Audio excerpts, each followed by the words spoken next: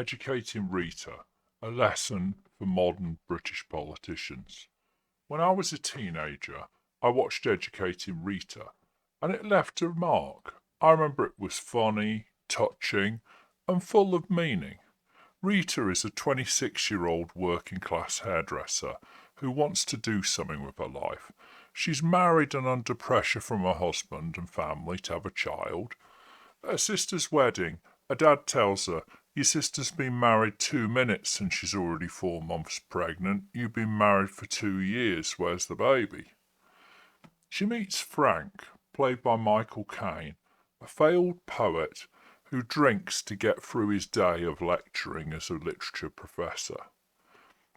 She sees that there must be more to life than the lot she's drawn. Her mother, crying in the pub, says there must be other songs to sing. She's drawn and studies literature to discover herself.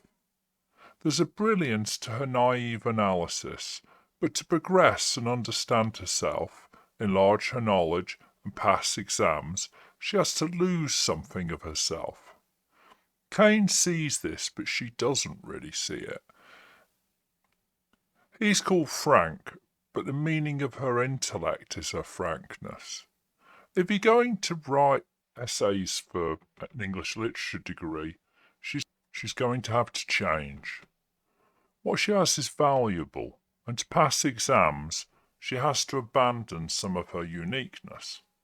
And Rita moved on, and even returns to her real name Susan, dropping her pretension of using the name Rita.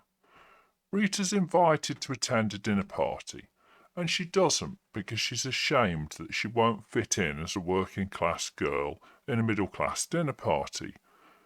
She's comfortable down the pub singing, but she knows she can do so much more. She's stuck in the middle trying to make that transition. She talks of the working class losing their meaning. In a post-war era, without the need to fight for food and fight for housing, they just have singing down the pub and a beer left. Well, I'm a bit too old to remember singing Chaz and Dave down the pub. Maybe I didn't go in the right pubs, but I've sampled plenty. I think that era died as the film was released and I missed it. I had a friend who was proudly working class, but always voted Conservative. He told me that Margaret Thatcher let him buy his council house at a discount, and that was the foundation of his comfortable life. Everything he had, he owed to her. He had a nice house, a nice car, worked hard, progressed steadily, took plenty of holidays, enjoyed his craft beers, had hobbies and interests. There was no Chaz and Dave for him.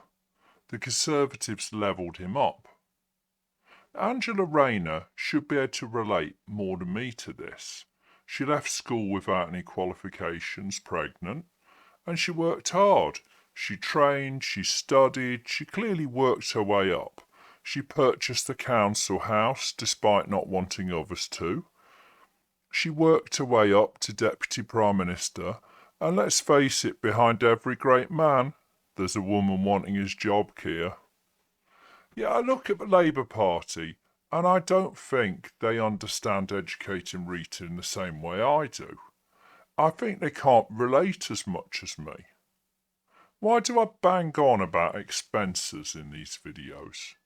Well, you can't relate to the challenges of a working class single mum in Liverpool if someone's buying you £3,000 glasses. At no point in my life have I ever considered spending £3,000 on glasses. I've known people who are millionaires and they wear glasses worth less than £1,000, probably no more than 500 or 600. They're branded, they get the thinner lens, they get the light-changing lens, they get all the necessary bits like bifocal, etc. But they wouldn't buy £3,000 glasses. When Rishi was running for leader of the Tory party, I used to say to my mum, he can't pour a pint of beer. And she was like, well, don't make too much fuss about it. how can he sit in a pub and talk to the ordinary man? I see it as emblematic of his disconnect from the working man. If I ran for Prime Minister of Syria, could I expect the people to vote for me if I didn't know the process of ablutions when visiting a mosque? If I was running to replace Erdogan in Turkey, how would they feel if I didn't know how to triple boil my Turkish coffee? It would feel odd. I wouldn't quite be one of them. I wouldn't be able to relate to what they do in their daily life when I can't make their basic drink. The working class have been left behind, but they are still there. Society is stratified, and classes have split into layers. There's working class voters to be won in what you could call the underclass, the working class, the lower middle class. The left politicians cosplay at being working class whilst reading Marx and talking about critical race theory. This does not address the challenges of the working man or the working class. No, it crushes the working class and it blames them for historic events from which they and their forefathers never profited. The Tories won under Thatcher and Boris by appealing to the needs and desires of the working class. They offered them something. They offered them possibility. They offered them a dream. You can debate how much they delivered it, but they were pitching something to them. Problem is that Labour cabinet, the Tory cabinet, would see this as working class not as something noble, but being prejudiced. They would code this prejudice and call them populist, but we all know populist means racist scum or uneducated plebs who just want silly things. The Liberal Democrats are not liberals, certainly not in the Millsian way that I define it. They're middle-class socialists who hold their position on the spectrum more firmly than Labour does, who shift around depending on which wing of the party they think is an ascendancy or which one they want to pretend to be in some people's case. Reform, well, it's run by a millionaire, but they give the appearance of understanding the working man. They touch on the real concerns of the working man. I mean, why does Farage always have a beer in his hand? He's not cosplaying as the working man. He's role-playing as the friendly country landlord, the man you can trust. He's sort of one of you. Reform tell people the system's rigged against them. And most working class believe that, and it may well be right. Trapped on benefits, it could be all too often better to stay there. Just have another baby and you'll be all right. Be a working class man. See your industries closed or moved abroad. Well, don't worry, British Energy's going to create jobs. Okay, so are we going to manufacture the wind turbines? No. Are we going to manufacture the solar panels? No. No, these are going to be built in China. We're going to assemble them, plug them together, connect them to the grid, take the money they create. Well, the working man will assemble them, and from time to time maintain and clean them. But let's face it, the majority of this money spent will be in China, and the revenue go to wealthy landowners and foreign energy companies. So, how's that actually going to help the working man? It's just another way that he gets less good job opportunities. Labour's dropped the working class. To enlarge their base, they say working people, but they can't define it. It's not a target group if you can't define it. So here's how I define it. A working person is a person who works. A working class person is a person who aspires to send their kids to school, pay the bills, one day have a paid-off mortgage or at least a rent they can afford, but that face challenge throughout their life.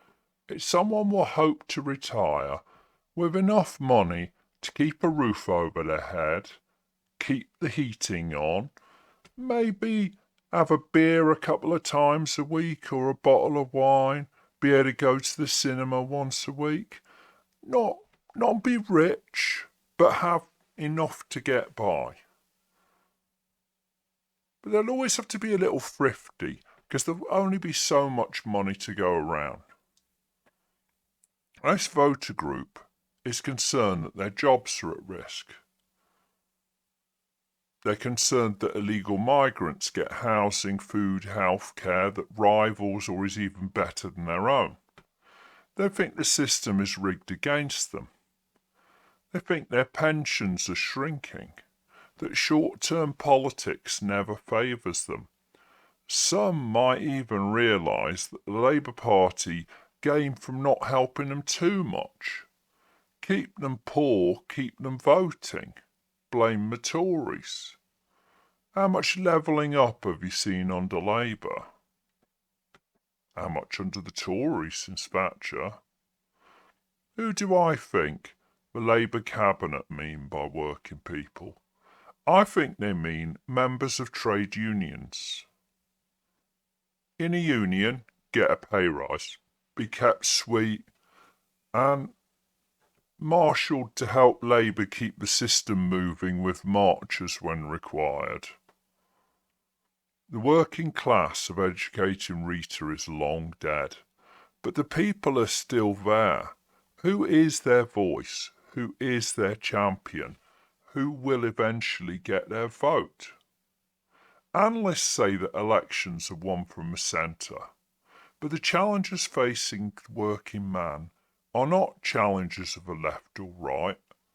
In fact, they're ignored by the Labour-Tory uniparty that offers the same priorities.